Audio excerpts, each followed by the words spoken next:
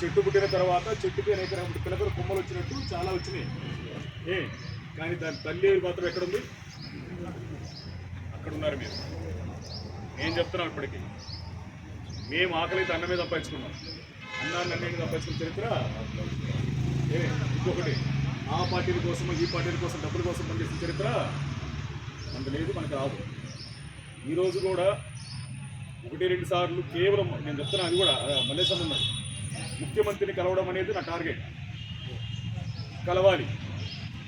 ఆ ముఖ్యమంత్రిని కలవడం కోసము నేను దామోదర్ని కలిశాను, అడెమ్స్ గారిని కలిశాను, దామని రిక్వెస్ట్ చేశాను, డిమాండ్ కూడా చేశాను కలిపిమని. అనొచ్చు కదా, రిక్వెస్ట్ చేశాను కలిపి అన్నది, డిమాండ్ కూడా చేశాను. కానీ ఆ డిమాండ్ ఆయన తీసుకోలేదు.